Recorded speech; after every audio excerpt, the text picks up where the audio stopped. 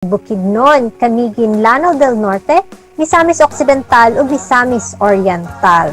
Mayong buntag usab sa ubang rehiyon ug ubang probinsya kung asa madungog ug makita ang atong programa Negosyante Konsumante. Ako si Julie Nieva ug padayon ta sa paghatag og saktong impormasyon para sa atong mga katawhan, ilabi na kung unsa ba ang mga programa na mutabang or makatabang para kanila karong panahon sa pandemya. Today is July 23 and live kita dinhi lamang sa RPN DXKO 13.68 kHz para sa Cable Channel 5 ug sa official Facebook page sa RPN Cagayan de Oro. Pero mga ka-trade, mga negosyante o mga konsumante, makita na usab kita live dinhi lamang sa YouTube channel sa RPN Cagayan de Oro. So more channels no gikan sa traditional media nga radio ug TV na nasab kita karon sa social media platforms para mas daghan ang atoang mga negosyante o konsumante nga mapadungog o mapakita sa atong mga nagkalahi-lahi na feature every episode which air sa ikaduha o ikaupat na Biyernes sa bulan. Ikapito na adlaw karon o 7th day, sukad gideklara ang mga dakbayan sa Cagayan de Oro og hinguog nga ubos sa Enhanced Community Quarantine o ECQ. So mao kini ang pinakataas o pinakastrikto nga quarantine classification nga mahatag sa usa ka komunidad, no? So the rest of Misamis Oriental ato ang nabalita mga ka-trade anaa sa ubos sa General Community Quarantine o GCQ with heightened restrictions. Samtang ang uban sa probinsya sa amihan ng Mindanao dinhi sa atoang Region 10 anaa sa Modified General Community Quarantine o MGCQ. So nagkalahi-lahi na quarantine classifications ato ang nahinumduman no naapod tay mga nagkalahi-lahi nga mga allowable on-site operational capacity para sa ato ang mga business establishments o mga activities. Karon sa ato ang nahibaw-an no isa sa ato ang mga pinaka-naapektuhan pagmaayo nga mga negosyo mao kining anaa sa tourism industry. So ato mga hotels, ato mga souvenir shops naglisod jud kini sila tungod kay limitado lang ang mga lihok sa ato ang quarantine. Pero karon sa ato ang programa, today hatagan natong panahon nga mapaminaw ug mapakita sa atong mga ka-trade ang financial assistance nga gi-offer sa Small Business Corporation kon SB Corporation. So isa kini siya ka-attached agency sa Department of Trade and Industry kon DTI. Mao kini mga ka-trade no ang gitawag nato nga CARES for Travel o COVID-19 Assistance to Restart Enterprises for Tourism, Rehabilitation, and Vitalization of Enterprises and Livelihood. So ang CARES for Travel usa kini siya ka financial assistance para sa itong mga MSMEs, mga negosyo nga naa sa ubos sa tourism sector. Pwede ni sila maka-apply og loan para matabangan ang ilahang negosyo ilabi na karong panahon sa pandemya. So mapaminaw nato usab from Department of Tourism ang pamaagi kung unsa-unsa pag-apply for accreditation dinha mismo sa DOT. Very insightful, no, very exciting and very informative ang ato ang feature sa atong programa karong adlaw mo. Stick with us. Don't go away kay mag-uban kita hangtod alas 12 karong adlaw.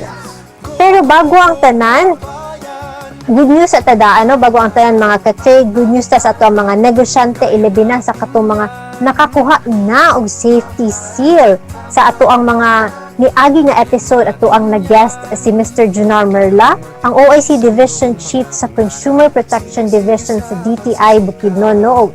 Ihang na-explika sa ato akong unsa ba kining safety seal. So ang safety seal usa kini ka certification nga program nga gapamatuod nga ang usa ka establishment gasunod kini or ga-implement sa minimum health protocols ug naggamit ug nag-integrate kini sa iyahang contact tracing sa Stay Safe. Pero atong pumapangutana no unsa ba ang advantage para sa usa ka establishment kung naa na kini siya safety seal? Sa mga ka-trade ang ato ang mga establishments per DTI Memorandum Circular 21-28 pwede na kini sila makadugang og 10% sa ilahang allowable na operational capacity. For example, sama sa ato ang mga food preparation establishment sa Misamis Oriental, walay labot ang Cagayan de Oro ug hinguog, Ang atong mga kan-anan pwede mag-offer sa ilahang dine-in services at 20% operational capacity, on-site operational capacity, ubos sa General Community Quarantine o GCQ with heightened restrictions. Pero, kung kini siya nga mga restaurants aduna na kini sila'y safety seals, naa kini sila'y additional 10%. So, pwede na sila maka-operate sa ilahang dine-in services from 20% to 30%. Pasabot, pwede na sila madungagan ng ilahang mga customers. Pero siguraduhin lang gihapon nila nga masunod ang ato ang mga minimum health protocols, ilabi na ang kining physical distancing o proper sanitation. Mga ka-trade, ubay-ubay ang ato ang pag-isgutan karong adlaw, no? So when we come back, inigbalik nato mga ka-trade atong mahibaw-an unsa ba kining cares for travel, kinsa ba pwede mag-apply ug unsaon ba pag-apply. Kana atong mahibaw-an inigbalik sa Negosyante Konsumante dinhi lamang sa RPN Cagayan de Oro.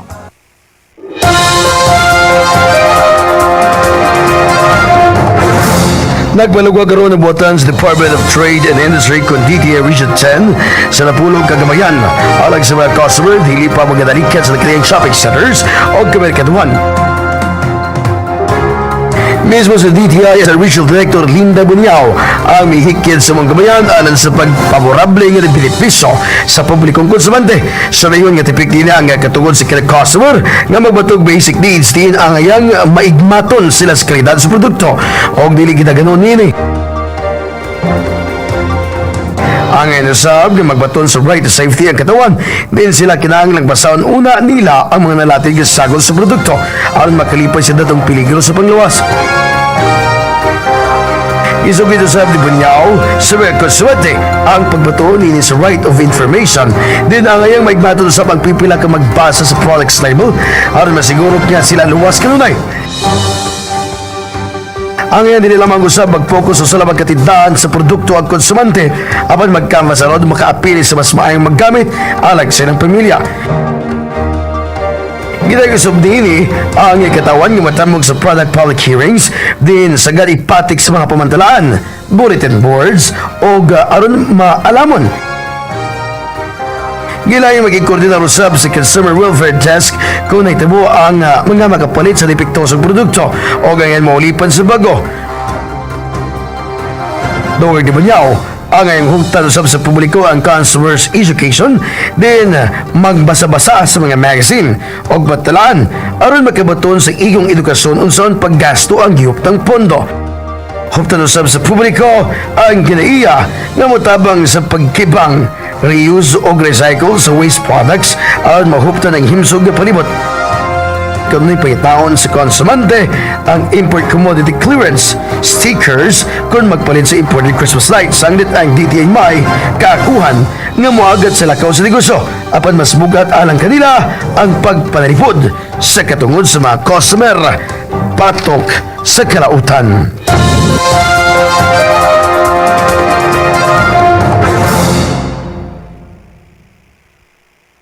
Welcome back mga ka-trade. Mao gihapon kini nga programang Negosyante Konsumante. Karong buntaga ato ang madungog ang usa ka financial assistance sa SB Corporation para sa ato ang MSMEs sa tourism sector. From SB Corporation, ania si Sir Jade Montero. The program is called Cares for Travel, and this is in partnership with the Department of Tourism. As you will know, na during the provision of the budget for the CARES program, dinivide po into two ang fund na provide sa SBC. The 50% was being allocated for the regular businesses, and the other half was intended for the tourism industry. So as of now, yung funds po natin for the regular businesses, based sa meeting namin last Monday, ang available na lang is nasa 100 million.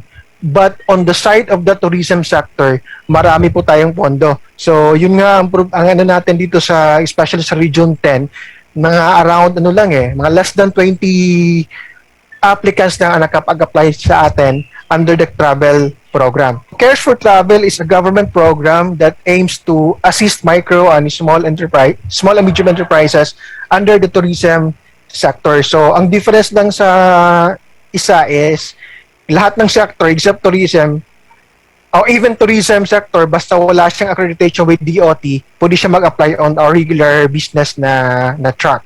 Pero dito, ang program na to is merong may kaibahan on the regular cares program.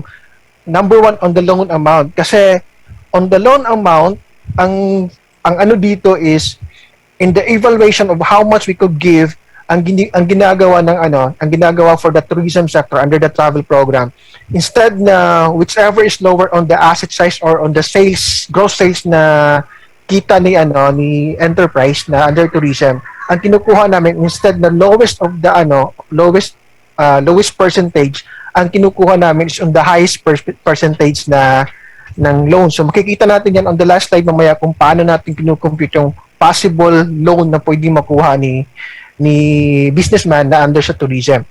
So still the same with the cares program natin na regular. The loan amount ranges from 10,000 up to 5 million.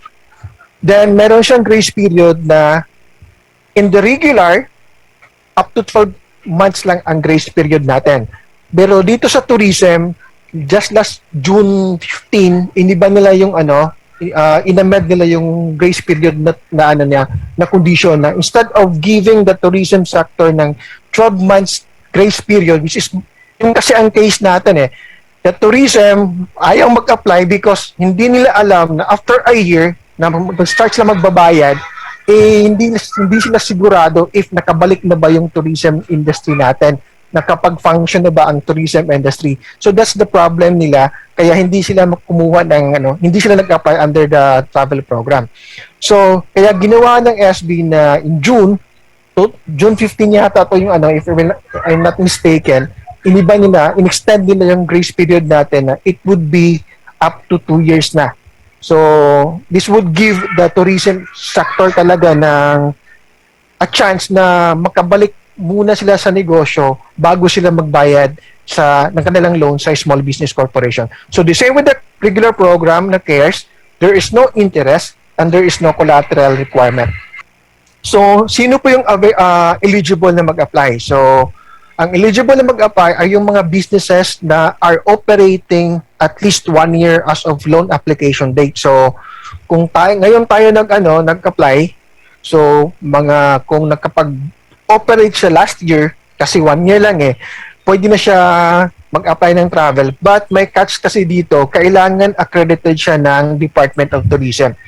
Or kailangan meron siyang registration under the Barangay Micro Business Enterprise, which is being implemented by sa DTI, which is the registration is being done at DTI.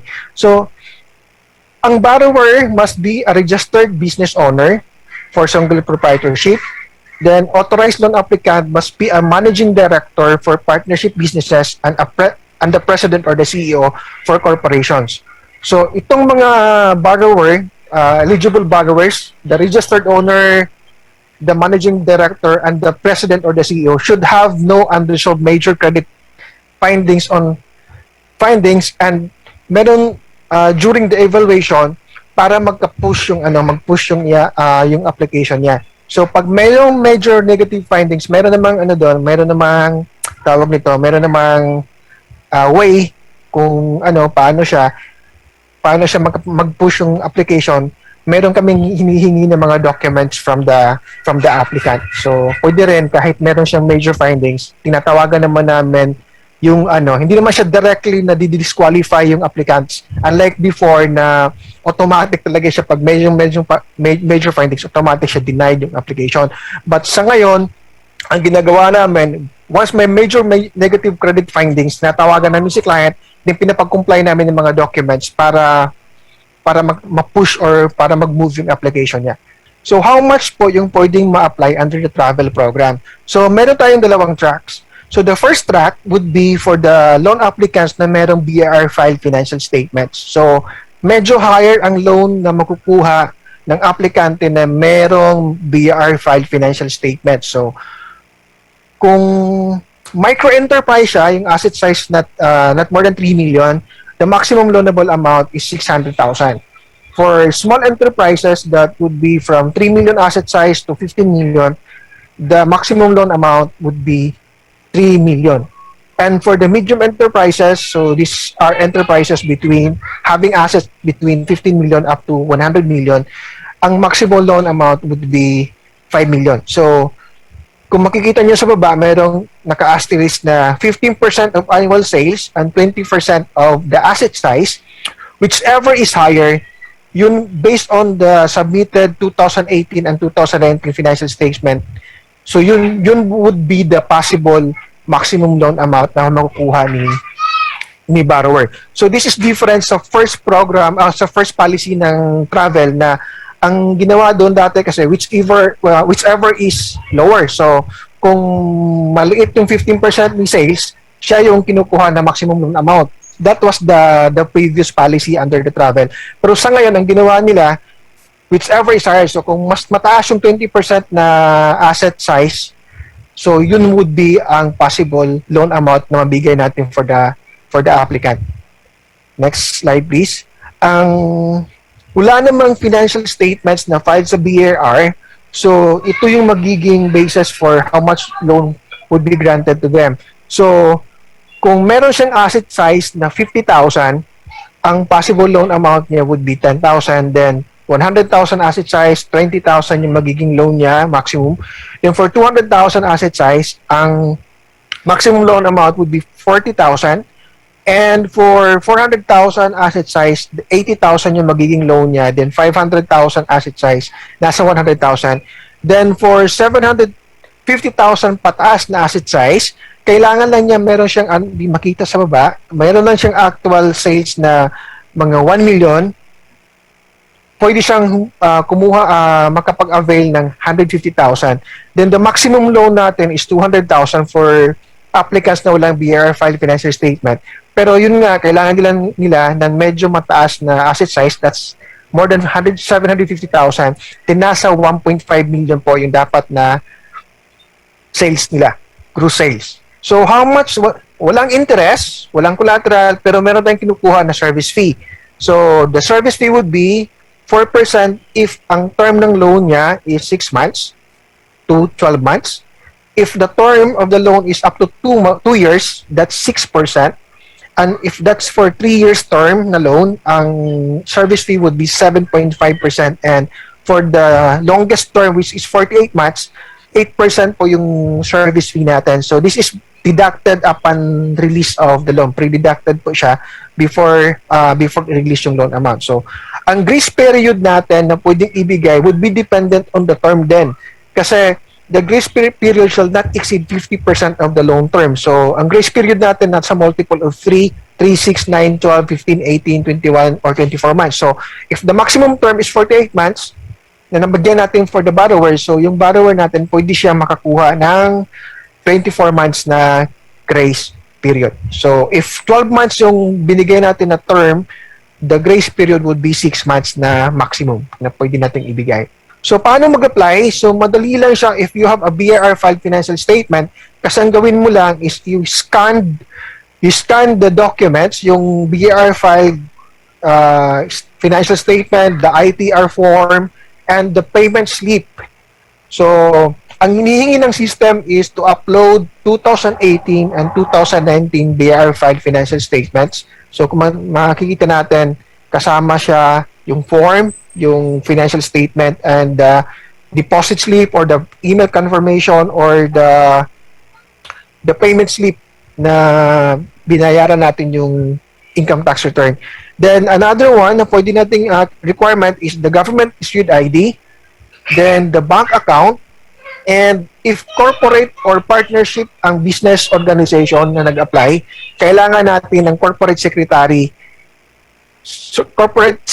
certificate for the authorized signatory. So, mayroon tayong template nito, downloadable siya sa system natin kung saan tayo pwede mag-apply.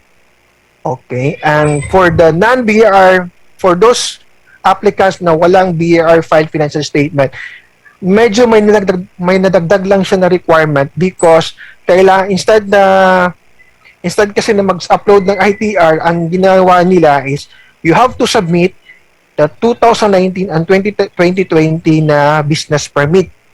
So, ang question karamihan is, what if wala akong business permit, meron lang akong barangay certification for my business? So, pwede siya, ang barangay certification lang na 2019 and 2020 as compliance sa requirement natin. Then, of course, the government valid ID, bank account, kasi kailangan natin kasi kailangan natin yung bank account because do natin directly dinideposit yung loan proceed. Hindi na tayo nag-i-issue ng check na binibigay sa client. So, fund transfer mostly ang ginagawa natin in the releasing of the loan proceed. So, ang pinakamabigat na sinasabi ng most of the applicants, as my experience sa regular CARES program natin, itong video na requirement daw. Ano daw yung sa video na requirement? So actually, ang video na requirement is you are going lang to shoot a video of your signage, the business establishment, o yung mga mo.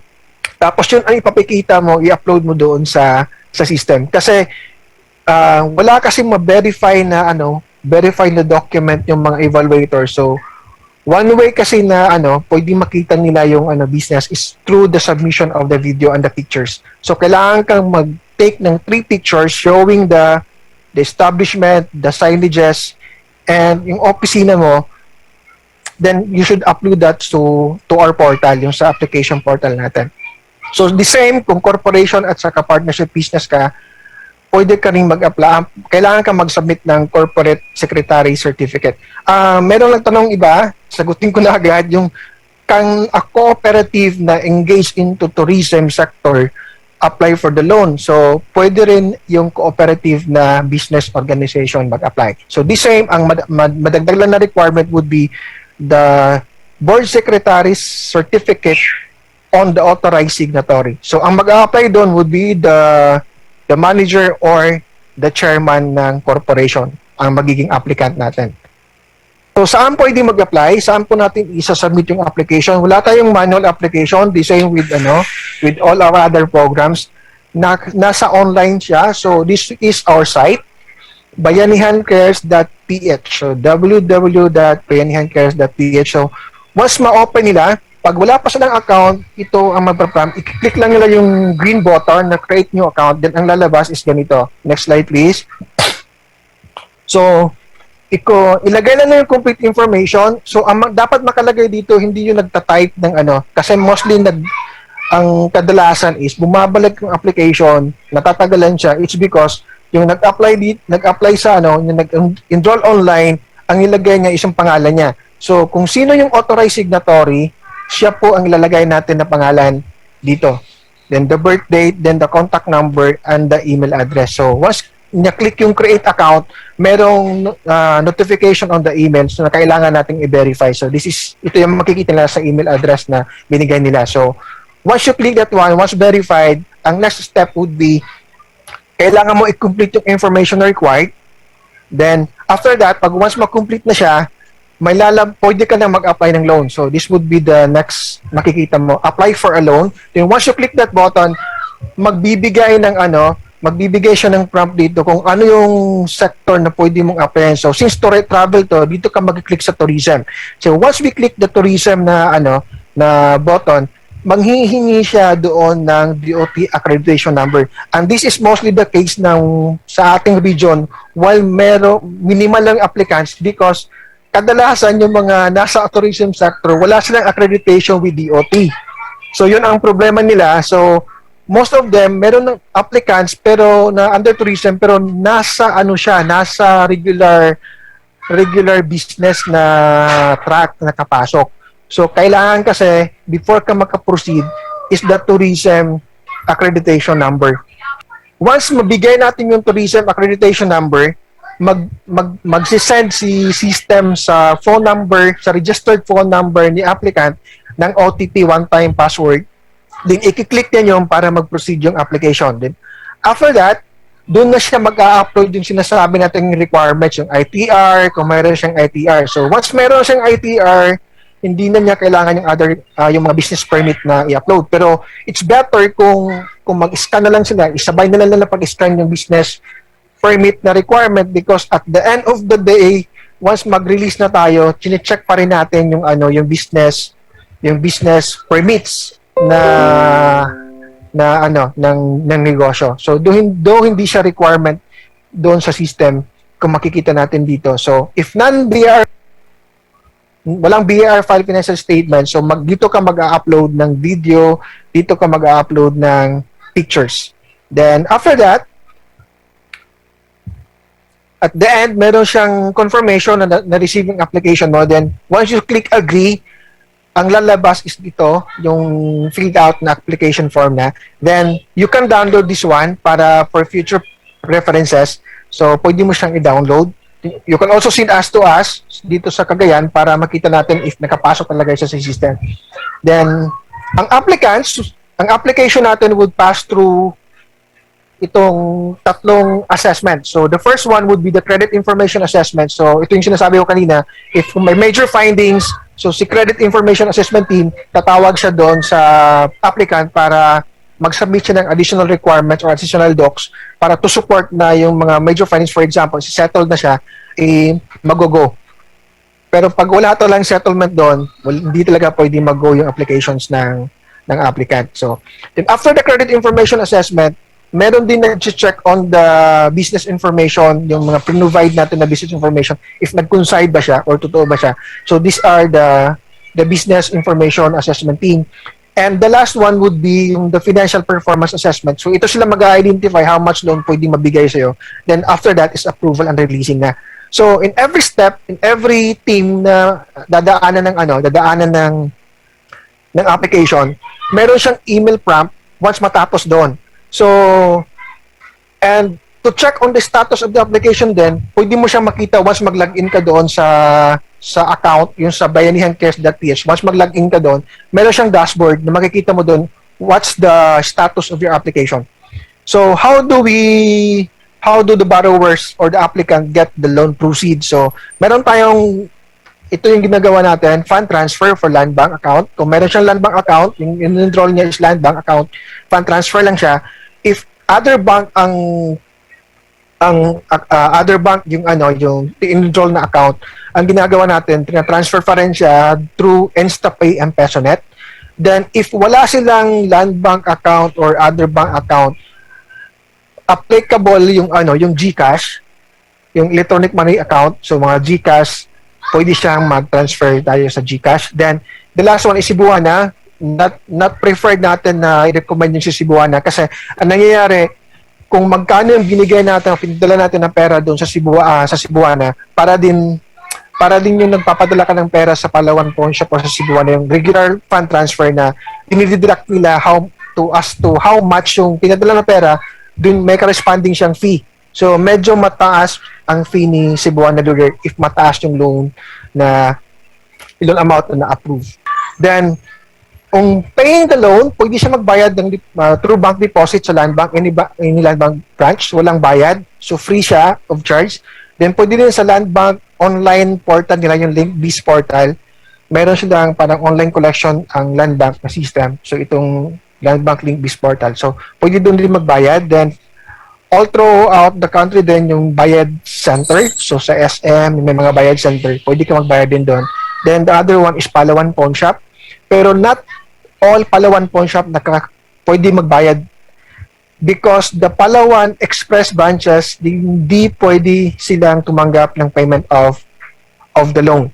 Ang kagandahan din sa Palawan, if this is kasi mas accessible siya to the borrowers, especially sa mga malalayong lugar, ang sa kanila is you only have to pay 25 pesos service fee regardless of the amount. So, kung 1,000 ibabayad mo or 5,000 or 10,000, the processing fee would still be 25 pesos for the Palawan transaction. So, this is yung sinasabi ko, how do they compute the loan amount? So, example, on 2018, 7 million yung asset size, then yung annual size niya is 18 million. So, magiging ganito yung computation niya. Or 2019, asset size 10 million, 2019, annual size 20 million. So, the loan amount would be, based on the 2019 asset size, 10 million, for example, times 20%, so that's 2 million. sa annual sales niya, ang declared is 20 million times 15%, so that's 3 million. So, ang magiging recommendation or magiging possible na loan amount na ma-approve sa'yo is the higher one, which is the 3 million. So, yun ang nangyayari. Unlike before na policy, ang pwede lang ma-applyan mo is the 2 million. So, dito, pwede ka mag-apply as high as 3 million because of whichever is higher na policy na ng travel program. Then, how much would be the service fee? So, one-time payment lang to.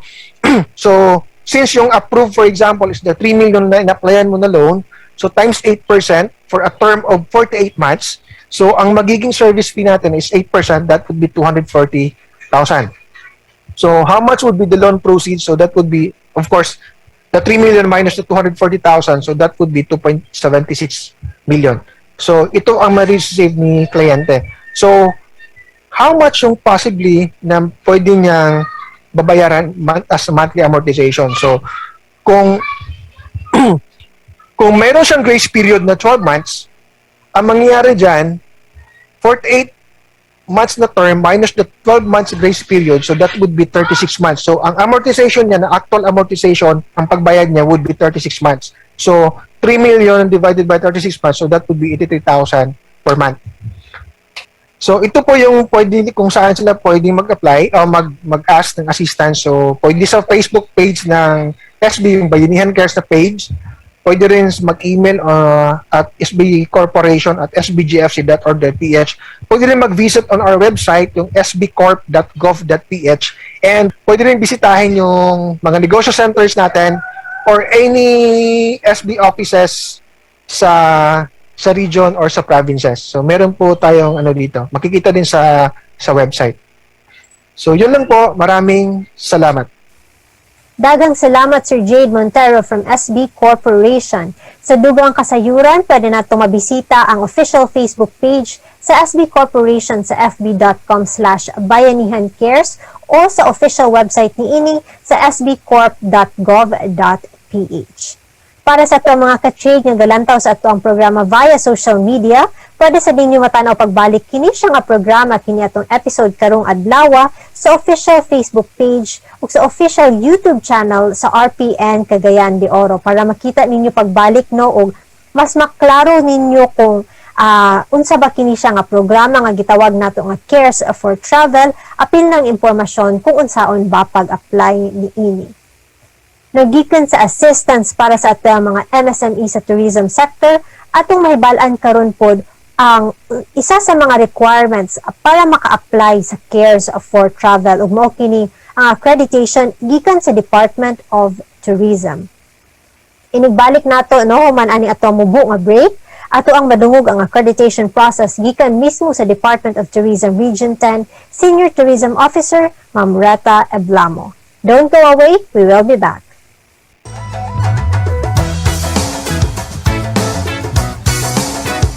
Ang Negosyo Center ay batay sa Go Negosyo Act o Republic Act 10644 na pinangungunahan ni Senator Bam Aquino ang may akda ng batas upang mapalago ang sektor ng micro, small, and medium enterprises ng ating bansa. Kaya tara na! Sa Negosyo Center, negosyo mo'y aasenso, buhay mo'y magbabago! Yan ang sigurado! Pumunta lamang sa pinakamalapit na negosyo center sa inyong lugar o bumisita sa aming website. Negosyo na. Negosyo na. Padayon ka sa atong programang Negosyante Konsumante. Mga ka-trade, especially sa ato mga MSMEs nga naa sa ubos sa tourism sector, nasayod ba kamo nga mas maayo kung ang inyuhang negosyo nga naa sa ubos sa tourism industry o tourism sector, naa kini siya DOT accreditation. Pero unsaon ba pag-apply ani nga accreditation? Para sa dugang kasayuran niini ania sa Department of Tourism gikan sa Department of Tourism Region 10 Senior Tourism Officer Ma'am Reta Eblamo. Okay, so I was tasked to give the update, present about DOT accreditation. So, let me give you the background of the Republic Act 9593. So this is the act which also known as the Tourism Act of 2009. So this act declaring a national policy for tourism as an engine of investment, employment, growth, and national development, and strengthening the Department of Tourism and its attached agencies to effectively, efficiently implement that policy and appropriating funds therefore. So under the Republic Act 9593 in Section 39, in order to encourage global competitiveness, strengthen data gathering and research on tourism, and facilitate the promotion of individual enterprises and the industry as a whole, the department shall prescribe and regulate standards for the operation of the tourism industry. So what is DOT accreditation? So DOT accreditation is a certification issued by the department to a tourism enterprise that officially recognize it as having complied with the minimum standards for the operation of tourism facilities and services. So who can be accredited? So we have the primary tourism enterprise and the secondary tourism enterprises. So the primary tourism enterprise shall be periodically required to obtain accreditation from the department as to the quality of their facilities and standard of services. And our secondary tourism enterprises accreditation shall be voluntary. So what are the primary tourism enterprises? We have the accommodation facilities, which are the hotels, apartment hotel, resorts, inns, pension houses, homestays, and we also have the travel and tour services, the tourist transport operator, and our tourism frontliners. For our secondary tourism enterprises, so again, accreditation is optional or voluntary. So these are our restaurants, the tourism creation, the tourism recreation, the tourism training center. We can also accredit the department store or the shopping mall. We also have the rest area.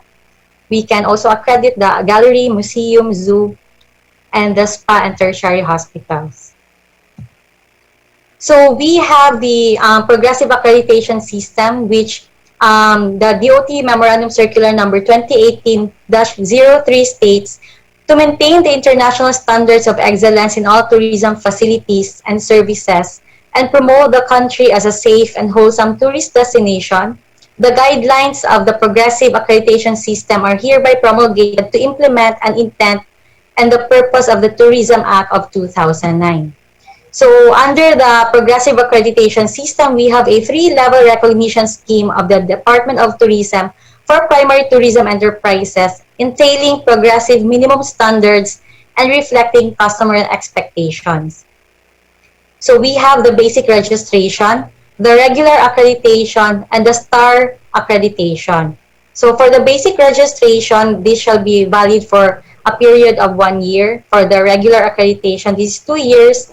And for the star rated accreditation, we have a valid for 3 years. So who can apply for what level? For the basic registration, we have the Mabuhay Accommodation Establishments, the tour operator, travel agency, MICE organizer, and MICE facility. So there will be no basic registration for hotels, resorts, and apartment hotels, the homestays, the tourist land transport operators, and the online travel and tour agencies. And for the regular accreditation, we have the hotels, resorts, and apartment hotels, the Mabuhay Accommodation Establishments, homestays, tour operators, tourist land transport operators. And for the premium or star rating accreditation, so again, we have the hotels, resorts, and apartment hotels. So let me define first what is a hotel, resort, and apartment hotel. So according to the progressive accreditation system, hotel defines as it shall refer to a full-service accommodation with reception and guest rooms, generally offering private facilities with dining facility and services. And we all resort shall refer to a full-service accommodation located in a more natural, relaxed environment with reception and guest rooms, generally offering private facilities with dining facility and services. And for our apartment hotel, this shall refer to service apartments offering self-contained units with access to kitchen and laundry facilities. So a number of bedrooms may share one bathroom in the unit. So for our star rating, we have here a physical requirements for hotels, resorts, and apartment hotels. So for to be star rated accommodation establishments, the central office together with a third party will come over to the respective establishment to rate the establishment. So they need to be, if they wish to be star rated, the establishment shall submit a letter of intent for star rating assessment. So non-submission of letter of intent is automatically treated as an application for regular accreditation. And also, accreditation application is a prerequisite for an audit to be scheduled. So we have 7 dimensions to look up to become star rated. So we have the arrival and the departure, the public areas, the business practices of the said establishment, the bedrooms, the bathrooms, services and amenities, food and beverage. So for our apartment hotel, we have additional two, which we should see the lounge area and the kitchen area. So for hotel, resorts, and apartment hotels, the bedroom should be at least, the minimum requirement for the bedroom is at least 16 square meters. So we have a pointing system here for regular and star rating accreditation. So when we say one-star hotel, these enterprises appeal to budget-minded travelers. So there is a limited range of facilities and services.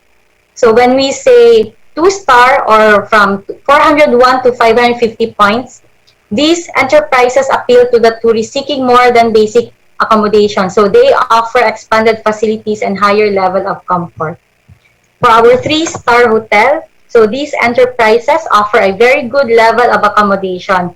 There are more spacious public areas, higher quality facilities, and greater range of services.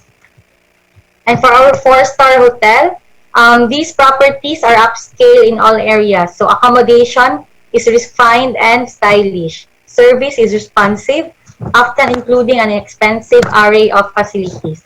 And for our 5-star, these properties reflect the characteristics of luxury and sophistication.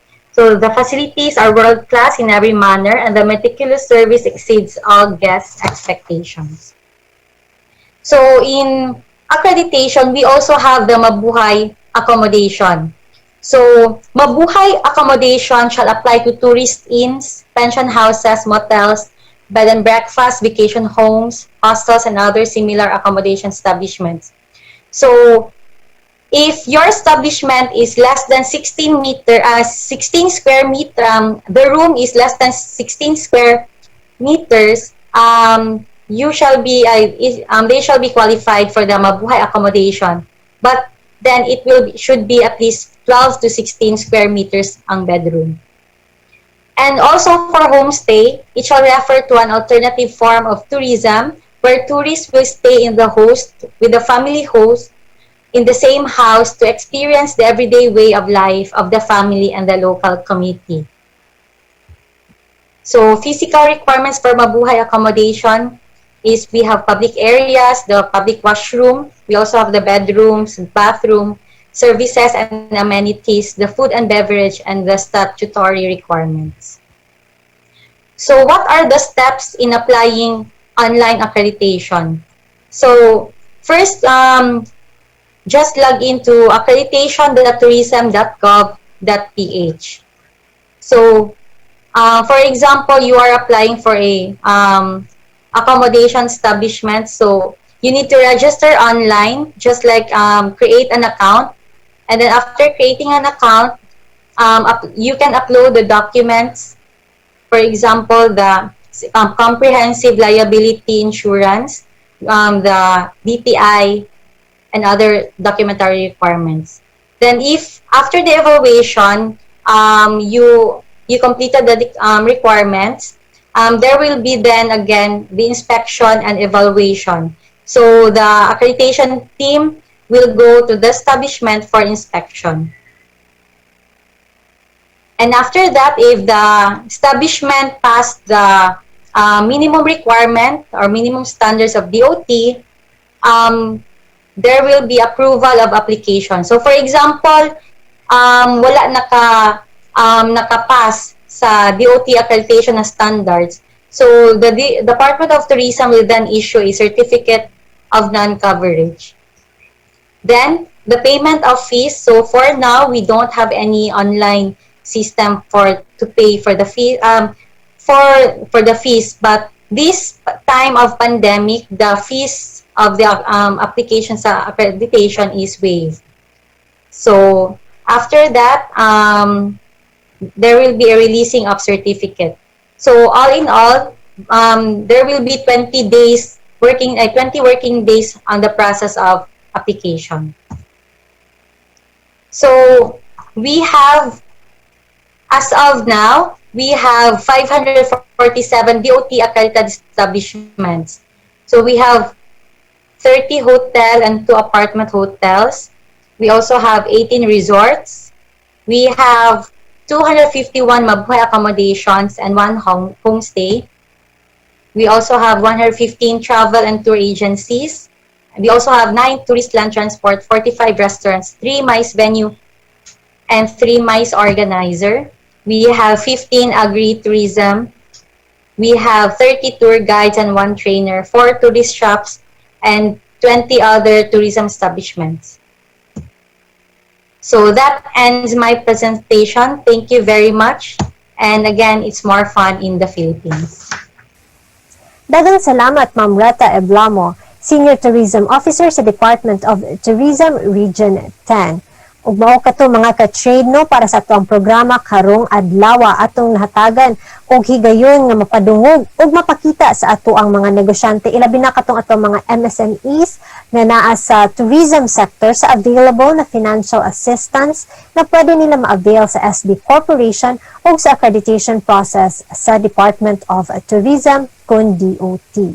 Daghang salamat sa makausab kang Sir Jade Montero from SB Corporation and Ma'am Rata Eblamo from Department of Tourism Region 10 sa higayon nga ilahang gihatag para sa ato ang mga katawan sa itong mga naninaw o naglantaw sa programa nga mahatagan sila og saktong impormasyon. Mahitungod aning ato ang Cares for Travel and again the accreditation process of Department of Tourism.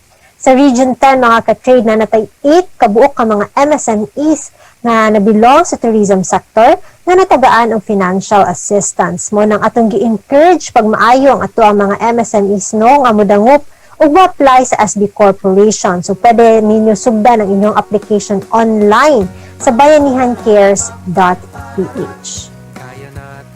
Mga ka-trade mao kini ang Negosyante Konsumante makita og madungog sa RPN Cagayan de Oro kada alas 11 taman alas 12 sa udto sa ikaduha o ikaapat nga Biyernes sa bulan.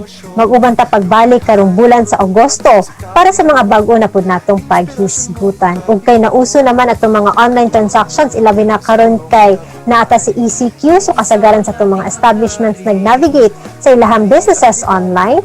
We'd like to end our program with an information education video na hinimo mismo sa mga estudyante sa Xavier University. So kini sila nakadaog sa Consumer Protection Information Education Campaign Video Making Contest sa ato ang DTI Misamis Oriental Provincial Office. So congratulations to Kyra Amil Dimalna and si Hyra Kali og hinaot nga sa ani nga video nga ilahang hinimo ilahang nadaugan ang ato ang mga viewers at mga listeners sa programang Negosyante Konsumante makat-on sila og unsabay angay natong bantayan aron dili kita mabiktima og scam.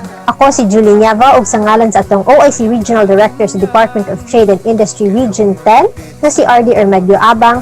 Daghang salamat ug maayong buntag. Stay safe.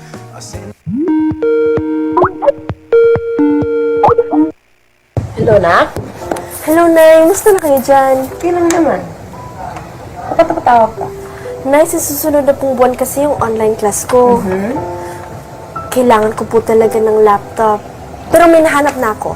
May nakita kong poster na laptop na sabi niya 10,500 lang daw at saka brand new. Nag-ipon na din po ako ng 3,000. 7,500 na lang po ang kailangan ko, Nay. 7,500 pa yung kailangan mo? Opo, Nay, kasi hindi ko na po talaga yun kakayanin eh. Sige na, padala lang kita ng pera. Maraming salamat, Nay. O sige na, parating na yung amo ko.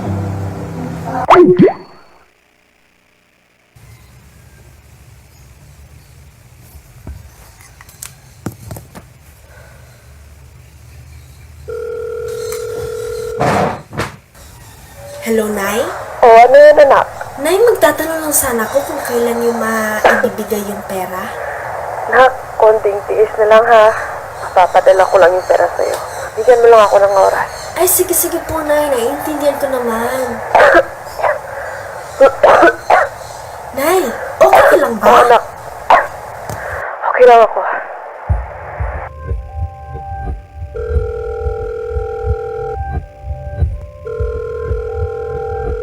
Hello, good afternoon. Hi, good afternoon po. Magtatanong po sana ako kung available pa yung laptop nyo. Yung nasa poster nyo po, yung laptop na tag 10.5. Yung Dell laptop? Opo. Yes, ma'am. Available pa. Interesado ba kayo? Sigurado po ba kayo na tag 10.5 lang to? Ay, naku, ma'am. Oo naman. Brand new po yung laptop kaya siguradong napakasulit ng pera mo. Pero, bakit ang mura? Kasi sa mga mall, napakamahal ng mga laptop. Mura yan kasi meron kaming supplier na Insect at kilala namin siya kaya naka-discount kami.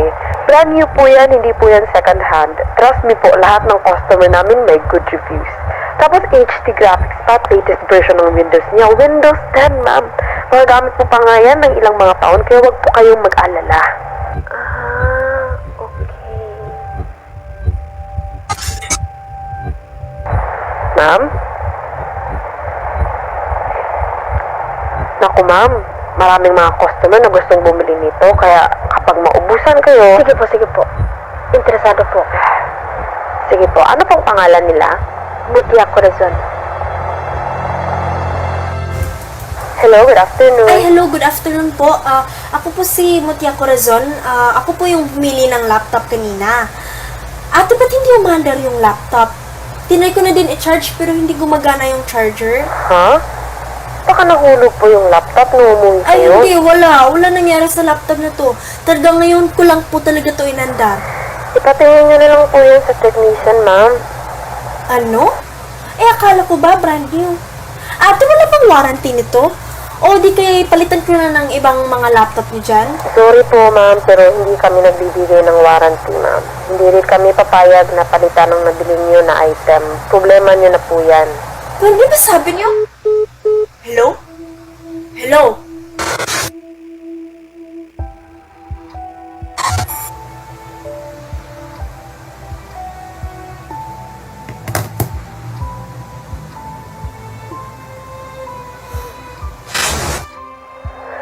Nak, konting tiis na lang ha. Papadala ko lang yung pera sa'yo.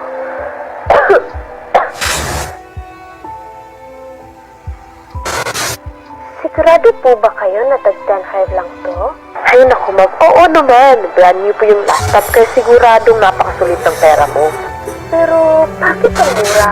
Kasi sa mga mall, napakamahal ng mga laptop. Mura yan kasi meron kaming supplier na Insect at kilala namin siya kaya naka-discount kami. Brand new po yan, hindi po yan second.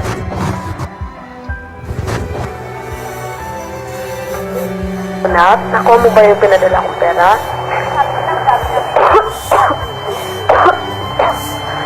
Sige, magtatrabaho muna ako. Pinatawag ako ng amo ko, ha? Sige.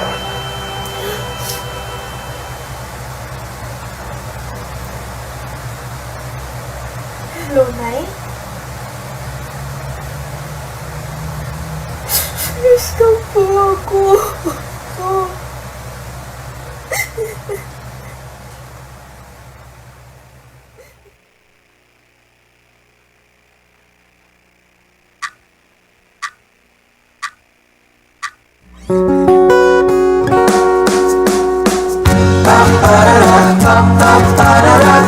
Kaya natin yan. Kaya natin yan. Kung nais umasenso, humanap ng trabaho, o di kaya'y subukang magnegosyo. Lumikha ng produkto at sikaping lumago, inspirasyon mong pagkapiko. Katuwang ng gobyerno sa iyong tagumpay. Iisa ang ating hangarin. Pag may abilidad at oportunidad, tiyak na ang lahat ay uunlad. Trabaho, negosyo, kabuhayan, kaya natin yan. Walang iwanan. Go lang ng go mga kaibigan. Trabaho, negosyo, kabuhayan, kaya natin yan. Sulong Pilipinas! Go, go, go, kababayan! Kaya natin yan. Kaya natin yan. Kayong magtipid sa iyong mga pangarap. Sige-sige sa pagsisikap. Asenso'y sigurado sa hinaharap.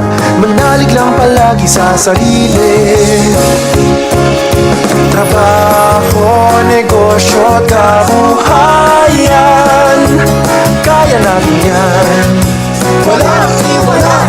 Go lang ng go mga kaibigan. Trabaho, negosyo, kabuhayan, kaya natin yan. Sulong Pilipinas! Go, go, go, kababayan! Kaya natin yan. Kaya natin yan.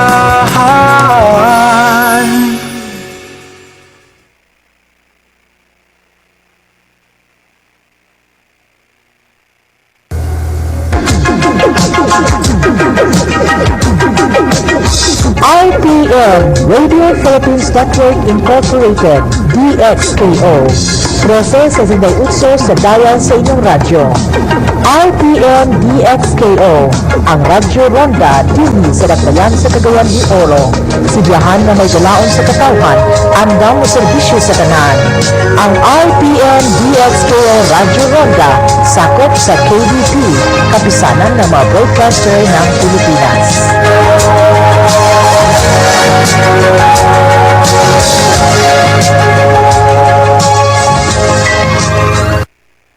Atong takna alas 12 sa kaudtuhon.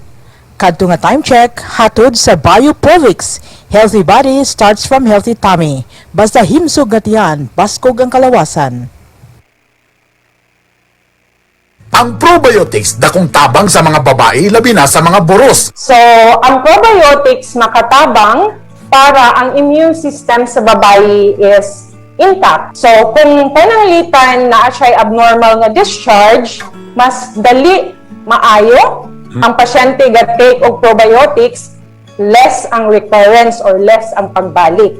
Ang ilahang duration sa pregnancy is normal lang nga murag wala gyud sila ingon magka problema. Ang Bioprovics available sa tanang branches sa Butika Pangmasa. Bisitaha ang ilang Facebook page na Bioprovics. No approved therapeutic claim.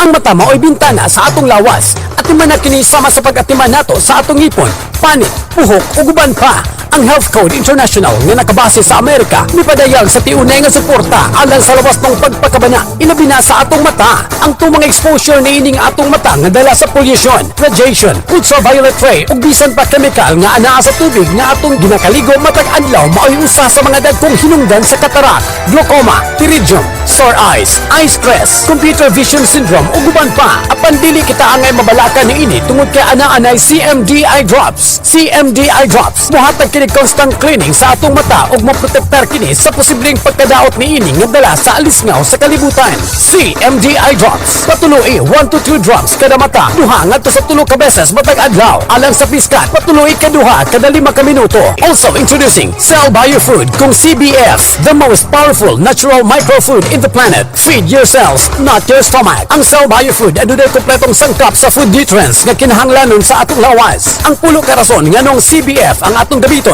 Una, natural kini. Alkaline food, health building microcell food, adunay cell growth factor, protection sa mga sakit, maayo para sa weight control, proven na kini, convenient o ekonomiya. Cell Biofood kung CBF na kita. Ug aduna pa ang SJ5 Supreme Fruits and Vegetables Powder Juice nga maayong source alang sa vitamin C, puno sa antioxidants. Mupalig-on sa atong immune system, mupa-increase sa atong body hydration, mu-boost sa atong energy level, maingon man better vascular health and promote longevity. JS5 Supreme ginamag gihapon sa Health Code International. FDA approved ug halal ang produkto sa Health Code International. Ang produkto sa CMD mahimong mapalit sa sigahan sa RPN DXKO teleradyo nga nahimutang sa Busa Highway ng siyudad sa Cagayan de Oro. Alang sa health consultation, tawagan si Raquel Villanueva sa telepono numero 0956 2561 986.